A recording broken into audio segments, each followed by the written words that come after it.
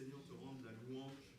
Et alors que nous allons nous tenir devant ta parole, nous voulons encore réclamer que ton Saint-Esprit soit à l'œuvre pour toucher nos cœurs. Nous voulons encore réclamer, Seigneur, que ton Saint-Esprit soit à l'œuvre pour faire du bien à nos âmes. Nous voulons, Seigneur, vraiment t'entendre, te rencontrer. Nous voulons encore venir et comme toucher le bord de ton vêtement. Et nous te disons, Seigneur, d'avance merci parce que nous savons que cela ne résulte pas de nos attitudes, de nos capacités, mais simplement du fait que tu veuilles te révéler à nous. Merci encore, Seigneur, pour tout. Gloire à ton Saint-Nom. Et nous disons tous, Amen. Amen.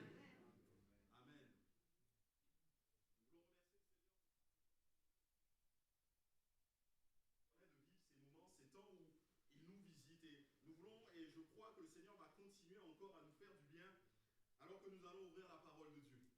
Ces 2 dernières semaines, nous avons pris le temps de considérer ce qui avait rapport avec la présence de Dieu. Ce premier message de Pierre-André nous parlait de la présence de Dieu qui fait la différence dans nos vies. J'ai pris le temps la semaine dernière de vous parler de la présence de Dieu qui est une bénédiction pour nous.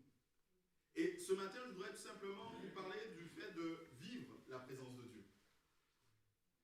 Vous savez certainement, vous l'avez dû remarquer, l'homme cherche à rencontrer Dieu. Il n'est pas rare lorsqu'on est sur nos routes de montagne de croiser une croix ou de croiser un autel qui aurait été là bâti, un lieu de rencontre pour Dieu. Les hommes sont capables de faire des kilomètres et des kilomètres pour aller dans un endroit où ils pensent que Dieu se trouve présent, où ils pensent que Dieu se manifeste. On peut avoir mal comprendre certaines choses et croire que Dieu ne se représenterait ou en tout cas ne se manifesterait qu'à certains endroits. Même quand on lit la Bible, et je lis la Bible, vous le savez, je vous le dis à chaque fois, mais je prends le temps d'essayer de lire la Bible tout en entier chaque année. Là, je suis dans le livre de la Genèse et récemment, je suis tombé encore sur ce passage de Jacob qui se trouve à Péniel. Il est là avec sa famille et d'un coup d'un seul, comme ça, Dieu apparaît et il va lutter avec Dieu. Et on voit même Jacob, là, avant, lorsqu'il partait, lorsqu'il fuyait sa maison, il est là, à un endroit où il dort, et il y a cette échelle, là, cette vision, et il dit, assurément, Dieu est présent. On peut avoir l'impression, lorsqu'on lit la parole de Dieu, que Dieu se manifeste et se révèle uniquement à certains endroits. Et si on veut vivre la présence de Dieu, il faut être à cet endroit au bon moment. Certains peuvent avoir cette compréhension et même se dire Dieu va se manifester, se révéler dans l'église, aux deux impasses du Clos Brûlé à Thonon. Et il le fait le dimanche matin de 10h à midi. Alors il faut être là à ce moment précis et là on va voir la gloire de Dieu. Et si on n'y est pas, on passerait à côté de la gloire de Dieu, on passera à côté de ce qu'il veut pour nous. Mais je ne pense pas que les choses se passent et se produisent ainsi. Il y a d'autres facteurs. Il y a d'autres choses. La présence de Dieu ne se manifeste pas par le fruit du hasard. Il y a des choses, des ingrédients à mettre en place si nous voulons voir, si nous voulons vivre la présence de Dieu. Je vous invite à ouvrir vos Bibles et nous allons lire dans le livre de l'Exode, facile à trouver, 2e livre de la Bible. Et nous allons tout à la fin de ce livre, au chapitre 40, et nous allons lire les derniers versets de ce livre. Exode, au chapitre 40, et nous lisons à partir du verset 34. Exode 40, verset 34, je lis. Alors la nuée couvrit la tente d'assignation et la gloire de l'Éternel remplit le tabernacle. Moïse ne pouvait pas entrer dans la tente d'assignation parce que la nuée restait dessus et que la gloire de l'Éternel remplissait le tabernacle. Aussi longtemps que durèrent leurs marches, les enfants d'Israël partaient quand la nuée s'élevait du dessus du tabernacle. Et quand la nuée ne s'élevait pas, ils ne partaient pas jusqu'à ce qu'elle s'élevât. La nuée de l'Éternel était de jour sur le tabernacle et de nuit, il y avait du feu aux yeux de toute la maison d'Israël pendant toute leur marche. Amen. Vous savez, on parle souvent de Dieu en disant que Dieu est omniprésent, omnipotent et omniscient. Omnipotent, c'est-à-dire qu'il est capable de tout faire. Omniscient, c'est-à-dire que le Seigneur sait tout. Et omniprésent, ça veut dire qu'il est partout. Et c'est une réalité. David en parlera. David, dans le psaume 138, si je ne me trompe pas, dit « Je pourrais prendre les ailes de l'aigle, aller à l'Orient, le Seigneur serait là. Je pourrais me retrouver dans les ténèbres les plus profondes, le Seigneur serait là aussi. Dieu est présent partout. Où que nous allions, nous rencontrerons la présence du Seigneur. Mais il nous faut reconnaître que la manifestation de la présence de Dieu ne se fait pas pareil à tous les endroits où on se trouve. La manifestation de la présence de Dieu peut être plus présente, plus forte à certains endroits qu'à d'autres. Mais ce n'est pas un hasard qui fait que la présence de Dieu apparaît à un endroit et pas à un autre. Ce n'est pas le fruit du hasard. Il nous faut déjà réaliser que Dieu veut être en contact avec l'humanité. Dieu prend l'initiative alors qu'il a créé Adam et Ève. Adam et Ève sont dans le jardin. Adam et Ève ne connaissent rien à la vie, ne savent rien du tout. Et la Bible nous dit bien que Dieu dit. Dieu est celui qui prend le contact. Dieu est celui qui, en premier lieu, veut s'adresser à l'homme. Et même lorsque l'homme se détourne de Dieu, parce que c'est ce qu'ont fait Adam et Ève, ils se sont détournés de Dieu, ils se sont cachés de Dieu. Dieu était encore celui qui venait jusqu'à eux et qui leur parlait. Dieu était encore celui qui venait jusqu'à eux et qui voulait avoir un contact avec eux. Il nous est dit au Genèse 3, verset 8, « Quand ils entendirent la voix de l'Éternel, Dieu en train de parcourir le jardin vers le soir, l'homme et sa femme se cachèrent loin de l'Éternel au milieu des arbres du jardin. » Dieu, lui, cherche un contact. Dieu, lui, veut venir en relation avec l'homme. Malgré le péché qui nous sépare, malgré le péché qui met un mur, un obstacle entre Dieu et nous, il n'a jamais cherché, ou il n'a jamais cessé, de vouloir s'approcher de nous. Et Dieu va aller jusqu'à donner des instructions claires à l'homme. Il va donner des instructions claires au peuple d'Israël en disant, vous me construirez un tabernacle. Exode 25, versets 8 et 9, il dit, ils me feront un sanctuaire et j'habiterai au milieu d'eux. Je vous ferai ce tabernacle et tous les ustensiles d'après le modèle que je vais vous montrer. Le tabernacle, il nous faut le comprendre, a été construit exactement selon les instructions de Dieu. Au chapitre 25, là, ce passage que je viens de vous lire, il est vraiment dit, et c'est Dieu qui parle à Moïse, « Vous ferez le tabernacle et tous les ustensiles d'après le modèle que je vais te montrer. » Et quand vous lisez à partir du chapitre 25 jusqu'au chapitre 40 que nous avons lu, c'est Dieu qui va parler. La plupart du temps, c'est Dieu qui parle et Dieu qui donne des instructions claires et précises à Moïse. Il lui dira, voilà comment tu feras le tabernacle, voilà comment tu feras la table des pains de proposition, voilà comment tu feras l'arche, voilà comment tu feras le chandelier, voilà comment tu feras les habits du souverain sacrificateur, et ainsi de suite. Et il continue à dire des choses. Après, on voit que l'homme va mettre en œuvre ces choses. Dieu va choisir des hommes capables et il va leur dire, vous allez faire conformément, je crois que c'est Olieb qui dit ça au chapitre 33, ou 38 plutôt, pardon. Il dit, vous ferez conformément à ce que j'ai dit à Moïse. Ça me sort de la tête, c'est pas grave. Mais en tout cas, vous vous rendrez compte quand vous lisez ces passages que même Moïse va se conformer entièrement à ce que Dieu a dit. Et souvent, à chaque étape, il va y avoir comme un contrôle et il va y avoir une phrase qui va revenir plusieurs fois, comme l'Éternel l'avait ordonné à Moïse. Comme l'Éternel l'avait ordonné à Moïse. Ils ont fait le tabernacle comme l'Éternel l'avait montré à Moïse. Ils ont fait la table des pains de proposition comme l'Éternel l'avait donné. Ils ont respecté la volonté de Dieu. Bien-aimés, je voudrais que nous comprenions que cela met en évidence une chose claire. C'est que Dieu est prêt et veut manifester sa présence. Mais pour que cela se fasse, il nous faut obéir à la manière que Dieu a prévue. Il nous faut nous soumettre à ce que Dieu a prévu. Il nous faut arriver et faire ce que Dieu lui veut. Il ne suffit pas d'être motivé. Il ne suffit pas de vouloir. Il ne suffit pas d'être passionné pour voir la présence de Dieu. Le peuple était passionné. Le peuple a voulu voir. Le peuple a fait des choses qui n'étaient pas selon ce que Dieu voulait pour eux. Et on a vu le résultat que ça a donné. Vous connaissez tous l'épisode du veau d'or. Qu'est-ce qui se passe? Le peuple dit à Aaron, fais-nous un Dieu qui marche devant nous. Et ils disent bien Dieu, ils utilisent bien le terme là qui est Yahweh, WHWH, qui décrit Dieu dans sa grandeur. Fais-nous un Dieu qui marche devant nous. Ils étaient motivés, ils étaient passionnés même, on peut le dire, parce qu'on a vu une fois que ce veau a été créé, ils ont dansé, ils se sont réjouis devant ce veau. Mais ce n'était pas la manière que Dieu avait prévu les choses. Ils se sont au contraire livrés à l'idolâtrie. Et au lieu de connaître la présence de Dieu, ils ont connu le jugement, la sentence de Dieu pour leur vie. Ne pas suivre le résultat de Dieu, ne pas suivre le moyen de Dieu, ne va jamais nous conduire vers quelque chose de glorieux, mais va au contraire nous conduire vers le châtiment de Dieu pour nos vies. Il nous faut respecter la présence de Dieu. Il nous faut respecter ce que Dieu a donné. Et on le voit tout au long de la Bible. On voit, et ce passage me revient de Acte 6, les disciples qui cherchent la présence de Dieu. Les disciples sont capables de dire, nous allons nous consacrer à la prière et à l'étude de la parole de Dieu. Nous voulons nous consacrer à ce qui est ce que Dieu nous a demandé. Alors qu'il y avait beaucoup de choses à faire, alors qu'il débordait d'activités, à ce moment-là, l'Église était en train de grandir. Il y avait un boom sans précédent dans tout ce que l'Église voulait connaître. Ils étaient 120 au départ. Le jour de la Pentecôte, ils sont devenus 3000 et quelques temps après, ils sont 5000. Il y a une croissance exponentielle. Les besoins sont énormes. Mais les disciples disent, nous, on va se consacrer à la prière et à la lecture de la Bible. Tout simplement parce que je pense que les disciples ont fait que reproduire ce qu'ils ont déjà vu ou ce qu'ils ont vu Jésus faire. Vous vous souvenez de ce passage de Luc 11 qui nous dit « Un jour, dans un certain lieu, Jésus priait.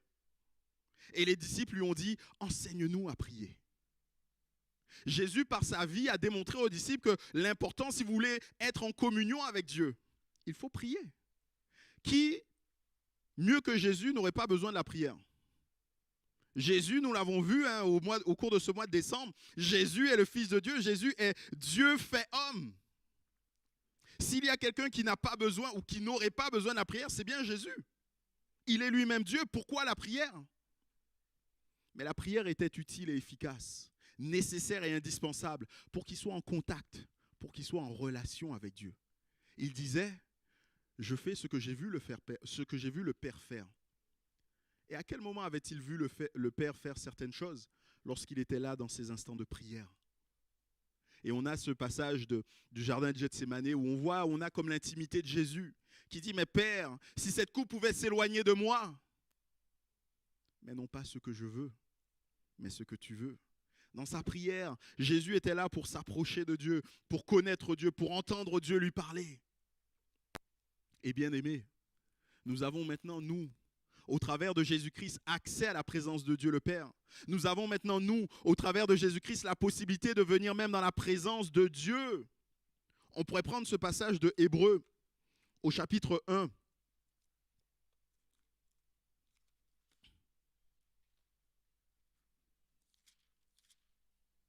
Hébreux chapitre 1. Un passage que je cite souvent, mais un passage qui est tellement beau, qui nous dit, après avoir autrefois à plusieurs reprises et de plusieurs manières parlé à nos pères par les prophètes, Dieu, dans ces derniers temps, nous a parlé par le Fils qu'il a établi héritier de toutes choses, par lequel il a créé le monde, et qui, étant le reflet de sa gloire et l'empreinte de sa personne et soutenant toutes choses par sa parole puissante, a fait la purification des péchés et s'est assis à la droite de la majesté divine dans les lieux très saints, dans les lieux très hauts. Verset 3. Étant le reflet de sa personne et l'empreinte de sa étant le reflet de sa gloire et l'empreinte de sa personne. Là, il nous est dit que Jésus est Dieu lui-même. Et quand nous nous approchons de Jésus, quand nous sommes en Jésus, c'est être en présence de Dieu. C'est vivre la présence de Dieu. Il nous faut faire les choses comme Dieu l'a voulu. Il nous faut faire les choses comme Dieu l'a établi. Et là, pour faire un parallèle entre le tabernacle et Jésus-Christ, tout dans le tabernacle nous parle de Jésus-Christ. Tout dans le tabernacle nous annonce ce que Jésus serait. La Bible nous dit que tout ce qui concerne l'Ancien Testament est l'ombre des choses à venir. Et quand on regarde et quand on s'arrête au tabernacle, on ne peut que voir Jésus-Christ. Il y avait une seule porte d'entrée au tabernacle. On ne pouvait pas rentrer par tous les côtés, il y avait un seul chemin. Et Jésus dit, je suis le chemin, la vérité et la vie. Il est le seul moyen d'accès à la présence même de Dieu. Et une fois qu'on était rentré dans le tabernacle, il y avait là cet autel, l'autel des holocaustes, là où on offrait les sacrifices. Et Jésus est pour nous celui qui meurt, qui offre sa vie. Il est cet agneau de Dieu. C'est Jean qui dira, voici l'agneau de Dieu qui ôte le péché du monde. Et après cet autel des holocaustes, il y avait la cuve d'airain, là où les sacrificateurs se lavaient, où étaient remplis d'eau. Et là, ça nous parle de Jésus qui nous purifie de nos souillures, de notre péché. Et une fois qu'on était entré dans le lieu saint, il y avait le chandelier, c'était la seule source de lumière. Jésus qui nous dit, je suis la lumière du monde. Celui qui marche avec moi ne marchera pas dans les ténèbres. Et il y avait sur la droite la table des pains de proposition, ces pains qui étaient posés là. Jésus dit, je suis le pain de vie. L'homme ne vivra pas de pain simplement, mais il vivra de toute parole qui sort de la bouche de Dieu. Et Jésus est la parole de Dieu. Il est notre nourriture spirituelle. Il y avait enfin cet autel des parfums, juste avant le lieu très saint. Cet autel où les prières, comme les prières étaient montées vers Dieu. Et nous savons que Jésus est notre intercesseur. Nous savons que Jésus est à la droite de Dieu le Père et qui fait continuellement monter des prières pour nous. Tout dans le tabernacle nous parle de Jésus-Christ. Tout dans le tabernacle, quelque part, nous renvoie au fait tout simplement que nous pouvons vivre la présence de Dieu au travers de Jésus-Christ. Et nous ne devons pas nous en priver. Parce que Dieu, au travers de Jésus, fait sa demeure en nous. Nous sommes, nous, maintenant, le temple du Saint-Esprit. Nous sommes, nous, maintenant, remplis de la présence de Dieu. Nous pouvons vivre la présence de Dieu lorsque nous acceptons de faire les choses comme Dieu le veut. Mais je voudrais juste relever une chose avant d'aller plus loin. Nous devons être conscients aussi que la présence de Dieu n'est pas une fin en soi. On peut croire que la présence de Dieu serait une fin. Quand on lit certains passages de la Bible, on s'imagine, en tout cas, je ne sais pas si vous êtes comme moi, mais moi j'aime beaucoup à m'imaginer, à me représenter les scènes. Et je me dis, mais vivant cela, ça doit être quelque chose d'extraordinaire pour le cœur. Effectivement, ce temps où la présence de Dieu remplit le tabernacle, il est question de la même chose pour le temple de Salomon. La présence de Dieu remplit ce lieu où il y a, par exemple, Élie qui est sur la montagne avec ce vent fort, ce vent impétueux, et ainsi de suite. On se dit, waouh, la présence de Dieu est magnifique. Ça doit créer du sentiment en nous, forcément, il y a des émotions qui ressortent. Mais le but pour Dieu, ce n'est pas ça. La présence de Dieu n'est pas une fin en soi. J'ai envie de vous dire, mes bien-aimés, que la présence de Dieu n'est que le début d'une marche, que le début d'un processus avec Dieu. Et on le voit bien lorsqu'on réalise ce qui s'est passé, ce passage que nous avons lu d'Exode 40. Il se passe quasiment 1 an après la sortie du peuple d'Égypte. Le peuple est sorti d'Égypte, ils ont fait quelques kilomètres, enfin beaucoup de kilomètres pour aller jusqu'au mont Sinaï. Et une fois qu'ils sont au mont Sinaï, ils sont posés là au mont Sinaï. Ils sont restés, on estime, à peu près 9 mois, entre 9 mois et 1 an. Ils sont restés là posés au mont Sinaï. Posés pour faire ce que Dieu demande. Prendre le temps de construire le tabernacle comme Dieu l'a voulu. Prendre le temps de façonner les choses. Prendre le temps d'entendre la voix de Dieu pour calquer la vie du peuple selon ce que Dieu veut. Il a fallu 1 an pour ça. Pourquoi? Parce qu'il y avait après la marche dans le désert. Parce qu'il y avait après le temps à passer. Et même si à ce moment-là, le peuple ne s'est pas encore rebellé contre Dieu au point où Dieu leur dit « Vous allez tourner 40 ans dans le désert », il était indispensable qu'ils prennent ce temps avant d'aller plus loin. Il était indispensable qu'ils restent là. Parce que Dieu voulait remplir son peuple de sa présence. Pas simplement pour ce moment, pas simplement pour se dire « Waouh, on a vécu quelque chose d'extraordinaire ». Mais parce que Dieu veut bien plus. Il veut diriger nos vies. Il veut nous amener sur un chemin que lui seul connaît. La présence de Dieu nous aide et nous permet de faire face à tout ce que nous allons rencontrer dans notre vie. Si vous vous demandez pourquoi chercher la présence de Dieu, parce que vous en avez besoin. Pas parce que ça va vous faire des guilis dans le ventre, pas parce que ça va vous faire la chair de poule. Ça ne sert à rien ça. Parce que vous pourriez avoir la chair de poule aujourd'hui et demain être en proie au doute. Demain avoir la chair de poule parce que vous avez peur. Peur d'une réponse qui va venir du médecin. Peur de quelque chose qui se passe dans votre famille. La présence de Dieu, ce n'est pas ça. La présence de Dieu, c'est bien plus. C'est un accompagnement. Il dira lui-même, Dieu, je marcherai moi-même avec toi et je te donnerai du repos. Alors que Moïse est en train de lui dire, ne nous laisse pas partir si tu ne viens pas avec nous. Dieu lui dit, mais je marcherai moi-même avec toi et je t'apporterai du repos. Je serai celui qui veillerait sur toi. Alors que tu pourrais être agité, alors qu'autour de toi, ça peut être la tempête. Je t'apporterai du repos. Je te donnerai de la tranquillité. Je te donnerai la paix. Mais pour ça, on a besoin de la présence de Dieu. Il est celui qui réconforte dans les moments d'épreuve. Ésaïe 43, verset 2. Si tu traverses l'eau, je serai moi-même avec toi. Si tu traverses les fleuves, ils ne te submergeront pas. Si tu marches dans le feu, tu ne te brûleras pas et la flamme ne te fera pas de mal. Il est celui qui nous donne du réconfort dans les moments d'épreuve.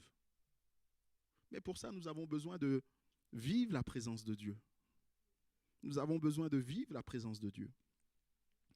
Il est même un soutien dans les combats de la vie. Et vous le savez comme moi, si vous vivez dans ce monde, on a tous des combats. On a tous des luttes, quelles qu'elles soient. Et Dieu dira au peuple d'Israël, lorsque tu iras à la guerre contre tes ennemis, et que tu verras des chevaux et des chars, un peuple plus nombreux que toi, tu n'auras pas peur d'eux, car l'Éternel, ton Dieu, qui t'a fait sortir d'Égypte, est avec toi. Deutéronome 20, verset 1. Tu n'auras pas peur, car l'Éternel, ton Dieu, est avec toi. Pour ceux qui étaient avec nous jeudi, on a eu un temps de prière, on a toujours nos temps de prière jeudi à 19h. Et ce jeudi n'était pas comme d'habitude, puisque ce jeudi, j'ai pris le temps d'ouvrir mon cœur un peu plus que je ne le fais d'habitude. Et j'ai exprimé toute la peine que j'ai à voir certaines situations. J'ai exprimé toute la peine que j'ai à voir certains bien-aimés qui sont dans la souffrance, dans la douleur, à connaître certaines situations, à prier pour ces situations, à ne pas voir Dieu agir. Et je sais que certains, après, m'ont envoyé un message ou m'ont posé des questions, croyant que j'étais désespéré. Non, je ne suis pas désespéré, je voudrais vous le redire, je voudrais vous rassurer. Non, je ne suis pas désespéré. Parce que lorsque le peuple de Dieu va en guerre, et que devant lui se trouvent des chars, que devant lui se trouvent des chevaux, que devant lui se trouve une armée bien plus nombreuse, une armée terrifiante, que devant eux se trouve quelque chose auquel ils ne peuvent pas faire face. N'aie pas peur, car ton Dieu, l'Éternel, est avec toi. Et je ne crains pas pour l'église ADD de Thonon, parce que le Dieu, l'Éternel, est avec nous. Et je tiens à le dire, après avoir pris le temps de partager avec vous mon cœur, j'ouvre encore mon cœur jusqu'au bout, en vous disant, je ne crains pas parce que l'Éternel, notre Dieu, est avec nous.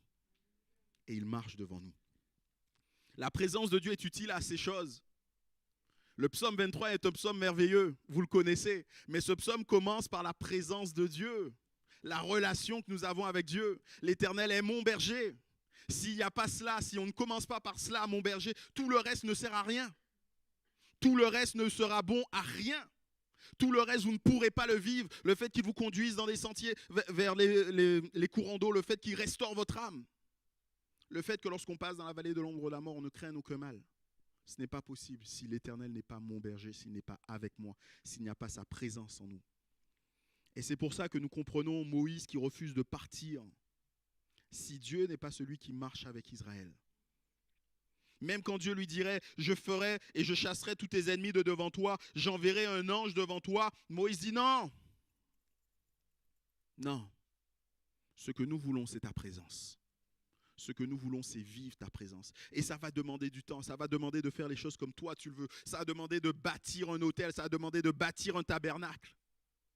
Mais nous allons le faire parce que nous voulons ta présence.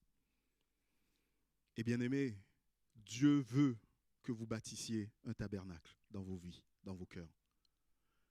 Vous devez être l'habitation même de Dieu en esprit. Ne savez-vous pas que vous êtes le temple du Saint-Esprit, nous dit Paul? Vous devez être l'habitation de Dieu en esprit.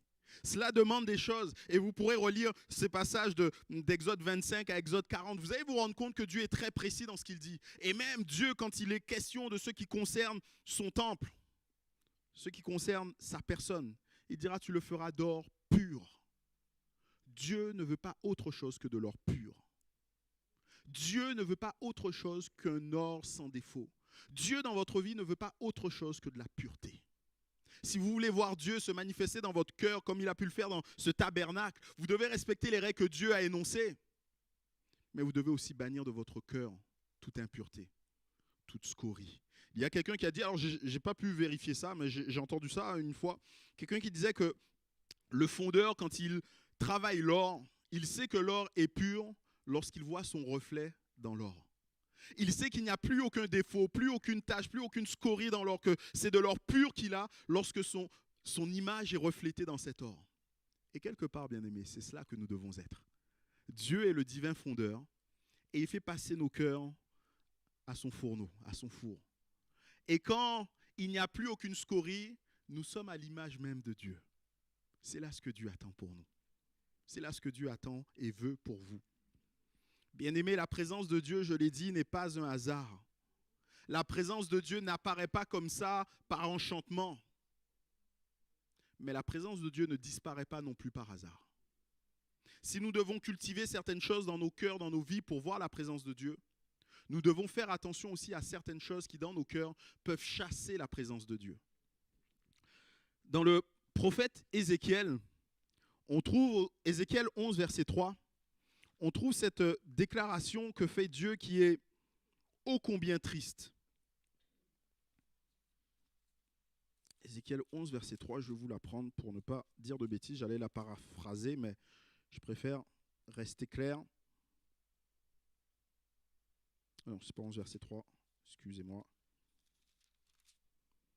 11, verset 22. Les chérubins déployèrent leurs ailes accompagnés des roues de la gloire de Dieu, et la gloire de Dieu était sur eux en haut. La gloire de l'Éternel s'éleva au milieu de la ville et se plaça sur la montagne qui est à l'Orient. En fait, ici, c'est le dernier moment où on voit la présence de Dieu se déplacer. La présence de Dieu, elle était dans le tabernacle, dans le temple qu'avait construit Salomon, merci. Et là, quand vous lisez progressivement, vous vous rendez compte à partir du chapitre 6, qui nous est dit que du lieu saint, la présence de Dieu va sortir et va se mettre à l'entrée du temple. Après, alors qu'elle est à l'entrée du temple, elle va se lever et elle va aller à l'entrée de la ville. Et une fois qu'elle sera là, elle va se lever et elle va aller carrément sur le mont des Oliviers qui est à l'extérieur de la ville et là va disparaître. Ézéchiel est en train ici de relever que la présence de Dieu peut disparaître. Et elle peut disparaître à cause de quoi? Vous lirez aussi Ézéchiel 6, à cause de l'idolâtrie, de la désobéissance du peuple. On voit des hommes qui sont tournés vers des divinités. On voit des hommes qui sont pris dans leurs pensées par des choses qui ne sont pas glorieuses et qui louent et qui adorent ces choses. Et ce faisant, la présence de Dieu va s'éloigner. La Bible nous dit, c'est Ésaïe qui le dit, ce sont vos péchés qui mettent une séparation entre Dieu et vous. Quand dans nos vies, il y a un péché, quand dans nos vies, il y a du péché, la présence de Dieu s'en va. La présence de Dieu s'en va. Et ce matin, avant qu'on termine, j'ai pensé à 2 exemples de péchés qui peuvent impacter notre vie. Ce premier exemple, c'est un exemple collectif, on va dire. Nombre 12, versets 9 à 10, il nous est dit « La colère de l'Éternel s'enflamma contre eux. Il s'en alla et la nuée se retira du dessus de la tente. Et voici que Myriam était frappée de lèpre. Elle était blanche comme la neige. Aaron se tourna vers Myriam et vit qu'elle avait la lèpre. » Ici, il est question de Myriam, d'Aaron et de Moïse. Il est question de Myriam et d'Aaron qui vont commencer à discuter, à parler, à jalouser Moïse. Dieu va entendre cela. Et Dieu va les convoquer tous les trois. Il va leur dire, venez devant ma présence. Dieu va leur dire clairement qu'il n'est pas d'accord avec ça. Et au final, il nous est dit clairement, la nuée s'en alla. Cette même nuée qu'ils avaient vue quelque temps auparavant, cette même nuée qui avait rempli le tabernacle, cette même nuée qui conduisait le peuple, à cause de cette jalousie, à cause de ces paroles qui ont été tenues les uns contre les autres, la présence de Dieu s'en est allée. Ceux qui font la formation baptême peuvent vous le dire, nous avons pris le temps de parler de la communion fraternelle. Et la communion fraternelle est indispensable. Parce que la communion fraternelle, c'est le lieu même où Dieu veut manifester sa grâce. Voilà pourquoi il est grave et il est dangereux pour nous d'avoir des dissensions entre nous. Voilà pourquoi il est dangereux et grave pour nous de ne pas être de même cœur, de même amour les uns avec les autres. Parce que la présence de Dieu se manifeste dans la communion des croyants. Psaume 133. Ah, qu'il est doux, qu'il est agréable pour des frères de demeurer ensemble. C'est là. Où ça? Dans le rassemblement des frères et des sœurs. C'est là que l'Éternel envoie sa bénédiction. Mais s'il n'y a pas de rassemblement de frères, s'il n'y a pas la communion des frères et des sœurs, où croyez-vous que Dieu va répandre sa grâce? Où croyez-vous que Dieu va manifester sa présence? Ce même passage de Matthieu nous dit, là où 2 ou 3 sont assemblés, je suis au milieu d'eux. Mais si 2 ou 3 ne sont pas capables d'assembler, si lorsque nous sommes assemblés, nous ne sommes pas de même cœur, si lorsque nous sommes assemblés, nous sommes en train de parler sur les autres, pensez-vous que la présence de Dieu soit au milieu de nous? Je vous donne la réponse tout de suite, non. Cherchez pas, réfléchissez pas, il n'y a pas de piège, non. Faisons attention à la manière dont nous parlons les uns des autres. Faisons attention à entretenir la communion fraternelle. La communion fraternelle, ce n'est pas le fait de dire que je m'entends avec tout le monde et tout le monde est parfait. Non, on peut ne pas être d'accord avec certains, on peut même ne pas s'entendre avec certains, on a des accointances, on a des affinités avec les uns et les autres. Mais la communion fraternelle, c'est j'aime mon frère. Et je ne ferai rien qui portera atteinte à cette communion que nous avons l'un avec l'autre. C'est mon frère, je vais passer l'éternité avec lui. Donc si je ne suis pas capable sur cette terre d'apprécier mon frère et de lui manifester ne serait-ce que l'amour du Seigneur, je ne pourrais pas le faire dans l'éternité. Donc l'un de nous ne sera pas dans l'éternité. La présence de Dieu se manifeste là, dans la présence des frères et sœurs. Et cette autre situation, on la trouve dans Juges au chapitre 16 et verset 20. Elle dit alors, les Philistins sont sur toi, Samson. Il se réveilla et dit, je m'en tirerai comme les autres fois, je me dégagerai. Et la Bible ajoute, il ne savait pas que l'Éternel s'était retiré de lui. Vous connaissez cette histoire, Samson et Delilah. Samson qui a entretenu un péché dans sa vie. Samson, c'est vraiment l'image de ce chrétien qui marche qui vit dans la compromission, qui accepte, qui tolère dans sa vie des péchés. Il sait que ce n'est pas à la gloire de Dieu, il sait que Dieu ne veut pas ça, mais lui, il le garde. Et il dit, mais oui, mais je m'en tirerai, comme à chaque fois. Parce que j'ai la force, parce que Dieu m'a donné ci, parce que Dieu m'a donné ça. Samson est cet homme qui est capable de dormir dans le péché. Il va même s'endormir, on pourrait dire, sur les genoux même du péché. Il s'est endormi, il nous a dit, sur Delilah, sachant ce qu'elle est, sachant ce qu'elle veut, parce que ce n'est pas la première fois qu'elle lui demandait son secret. Il aurait quand même pu se dire avec un peu de jugeote, enfin bon, c'est étrange. Mais il est tellement anesthésié par le péché, parce que c'est là le problème. Comprenez bien que Samson ne passe pas du sommet de sa vie spirituelle aux abysses de sa vie spirituelle comme ça, hein, d'une chute. Il descend progressivement. Progressivement, il descend. Parce que progressivement, il accepte certaines choses. Et quand il accepte une chose, ça lui fait faire un pas un peu plus bas. Et ça lui ouvre une porte sur autre chose, sur une autre chose à accepter, une autre chose à accepter, jusqu'à ce que on le retrouve tout en bas. Mais il n'est pas tombé du 100e étage d'un coup. Il est descendu, il a pris les escaliers. Et c'est toujours comme ça dans nos vies aussi, bien-aimés. Le péché est rarement quelque chose qui arrive comme ça, gros comme une maison, pour qu'on passe du sommet de la montagne au fond du lac du Léman. Non, on va descendre par paliers, progressivement. On va accepter une chose, qui n'est pas grand-chose, c'est rien, Seigneur. J'ai le droit de faire ça, ça ne fait de mal à personne. Je sais que tu n'es pas complètement d'accord avec ça, mais tu sauras t'arranger. On va comprendre un truc, Seigneur. Et là, on voit qu'il est descendu. Le pire, quand c'est comme ça, c'est qu'on ne s'en rend pas compte. On peut être au fond du lac Léman et se croire au sommet du Mont Blanc.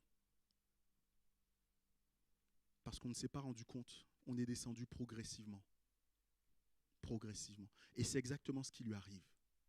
Il ne s'était pas rendu compte que l'Éternel s'était retiré de lui. Et pourquoi est-ce que c'est grave de laisser ces choses nous arriver? Parce que l'autre cadre privilégié de la manifestation de la présence de Dieu, c'est dans nos vies, c'est dans vos vies. C'est l'apôtre Paul qui dira, Christ en vous, l'espérance de la gloire. Christ vivant en vous, l'espérance de la gloire. Nous avons cette espérance à cause de la présence même de Dieu. Mais si jamais Dieu ne vit plus en nous, nous n'avons plus cette espérance. Ce que Dieu veut, et je le disais tout à l'heure, c'est se refléter au travers en nous. C'est que lorsqu'il se regarde, il ne nous voit plus nous. Ce chant nous dit, quand tu me regardes, tu ne me vois plus tel que j'étais, mais tu vois Jésus, c'est exactement cela. C'est exactement cela qu'il veut, Dieu. Et lorsqu'il y a le péché dans notre vie, le péché nous amène toujours plus à descendre, à périr, à dépérir en nous, j'ai envie de dire, et à laisser plus de place au péché qu'à Dieu.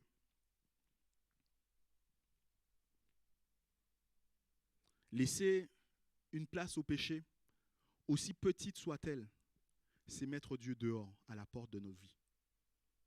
Des fois, on peut raisonner en se disant, mais c'est pas grave, c'est juste une petite chose. Mais Dieu ne s'accommode pas des petites choses. Je me souviendrai toujours de mon responsable de jeunes à l'époque, quand je suis arrivé à l'église de Bordeaux, Patrick Enciala, le pasteur Patrick Enciala, qui nous disait, la compromission, c'est ça, c'est vous imaginez que vous avez une maison et que le propriétaire précédent vous dit, écoutez, je vous vends toute la maison, je vous donne tout, il n'y a pas de problème. Par contre, vous me laissez un clou. C'est mon clou, j'aurai le droit de faire ce que je veux avec. Mais toute la maison vous appartient. Et on peut être réjoui et se dire, ben parfait, un clou contre toute une maison, c'est pas grand-chose. Et on décore la maison et on fait tout ce qu'on veut, on apprête la maison comme on veut, on est à l'aise chez soi. Et un beau jour, cette personne revient. Bonjour, vous allez bien, papa, on discute. Et finalement, il dit, au fait, mon clou, il est toujours là. Ah ben bien sûr, vous l'avez dit, on l'a laissé, on a réussi à adapter, de mettre la couleur, il n'y a pas de problème. Il dit, ah parfait. Ben, puisque c'est mon clou, je vais poser quelque chose dessus. Et là, il vous pose, je sais pas, des ordures, voilà, on va dire ça. Une charogne, vous savez, quelque chose qui sent, et va le poser là. Le seul clou lui appartient, et ce seul clou va infecter toute votre maison. Ah, vous aurez beau laver, vous aurez beau nettoyer, à cause de ce qu'il y a sur ce clou. Et tant que ce qu'il y a sur ce clou ne sera pas enlevé, votre maison ne sera pas propre. Et la compromission, c'est exactement ça. On accepte de laisser une petite chose au diable. On dit, ok, d'accord, tout le reste appartient à Dieu, mais ça, c'est à moi, ça. Eh bien, quand c'est comme ça, soyez assurés que le diable sera toujours celui qui trouvera quelque chose à mettre dessus pour contaminer toute votre maison. Accepter un petit peu de péché, c'est mettre Dieu dehors de nos vies. Et quand on met Dieu dehors de nos vies, on finit comme Samson. Vous savez comment il a fini? Il a fini aveugle, il ne savait pas où il allait. Il marchait sans aucun but. Et quand je dis marchait, c'est un bien grand mot. Il tournait en rond dans sa propre vie à cause d'un péché, à cause de la compromission. Bien-aimés, et je terminerai par là. La présence de Dieu, la manifestation de la présence de Dieu est une science exacte. Si vous voulez voir Dieu se manifester dans votre vie, faites ce que Dieu vous demande. Et à coup sûr, vous verrez Dieu se manifester. Ça va peut-être vous demander du temps. Je reviens à ça. Le peuple d'Israël, il est resté au mont Sinaï. Il est resté quasiment 1 an au mont Sinaï.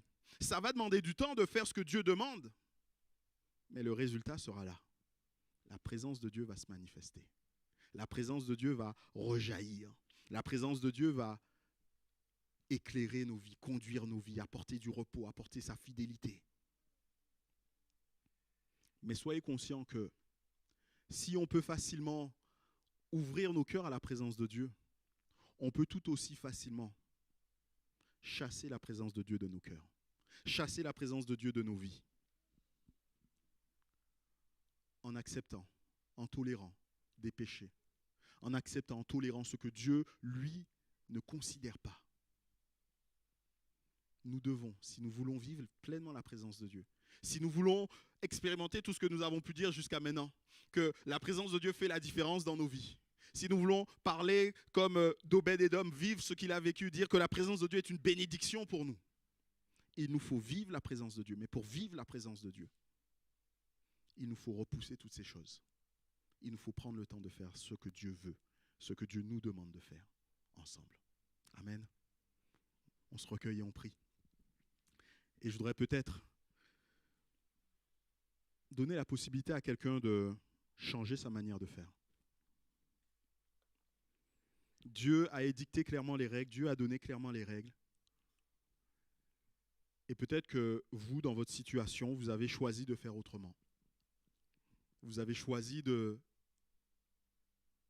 mener votre vie comme bon vous semblait. Et là, depuis que vous menez votre vie comme bon vous semble, vous acceptez certaines choses que Dieu, lui, n'approuve pas. Dieu vous invite encore à revenir à lui. Peut-être est-ce que vous êtes là dans l'église et que la communion fraternelle, jusqu'à maintenant, vous n'avez pas compris à quel point c'était important, que c'est là, c'est un lieu privilégié de la manifestation de la présence de Dieu et que la communion fraternelle, vous l'avez un peu maltraitée. Peut-être en ayant des paroles malheureuses sur un frère ou une sœur, en ayant même des pensées, parce que Dieu nous le dit. Celui qui dit à son frère est comme un meurtrier. Jésus nous dit qu'il ne suffit pas simplement de faire une action, de commettre un geste pour que nous soyons coupables de ce geste. Même le fait d'y penser peut être un problème. Je voudrais vraiment nous inviter, vous inviter à revenir au Seigneur, à vous humilier, à vous repentir devant lui et à lui demander sa grâce. Alors, ce qu'on va faire tout simplement, c'est que je vous demanderai à votre place de vous lever, non pas devant moi, alors que tous les yeux sont fermés, les têtes sont baissées, c'est de vous lever devant Dieu et de dire, mais Seigneur, moi je veux que les choses soient différentes dans ma vie. Je veux vivre ta présence, mais je suis conscient que là, j'ai laissé certaines choses obscurcir, empêcher ta présence de se manifester. Je n'ai pas respecté, je n'ai pas fait les choses comme vous, comme toi tu le voulais. Et je voudrais juste vous donner cette possibilité devant Dieu et vous prier dans vos cœurs. Je veux prier aussi pour vous, mais nous sommes devant Dieu. Seigneur mon roi, je te prie pour mes bien-aimés. Tu connais chacun nos vies, Seigneur. Tu sais là où nous avons besoin de toi. Tu sais là où nous avons failli, Seigneur. Là où peut-être dans nos pensées, nous avons dit des choses qui n'étaient pas à ta gloire. Peut-être où nous avons pris des décisions sur la manière de construire notre vie qui ne te reflètent pas, Seigneur. Et nous savons pertinemment que nous sommes en contradiction avec ta parole, que nous sommes, Seigneur, en contradiction avec ta volonté. Je veux te demander, Seigneur, de pardonner mes bien-aimés. Tu vois, Seigneur, ce qui les a conduits dans cette situation. Tu sais, Seigneur, ce qui est compliqué pour eux, ce qui est difficile. Mais je veux réclamer encore la présence de ton Saint-Esprit. Tu nous dis, Seigneur, que là où le péché a abondé, ta grâce surabonde. Et quand ta grâce surabonde, Seigneur, nous savons que ta présence aussi, Seigneur, surabonde. Et je veux prier pour ces temps où tu vas te révéler encore, où tu vas te manifester dans la vie de mes bien-aimés, Seigneur. Merci parce que tu es celui qui prend toujours encore contact avec nous. Et même lorsque nous tournons nos regards, lorsque nous nous détournons de toi, tu es encore celui qui nous interpelle. Merci pour mes bien-aimés, Seigneur, qui se sont laissés interpeller. Merci pour mes bien-aimés qui vont prendre un autre chemin, Seigneur, qui vont faire comme ce peuple d'Israël, qui vont prendre le temps nécessaire de construire comme toi tu le veux, ce lieu de rencontre, ce lieu de manifestation de ta présence. Merci d'étendre ta main, Jésus, et que seul ton nom soit béni et glorifié, Jésus. Amen. Amen.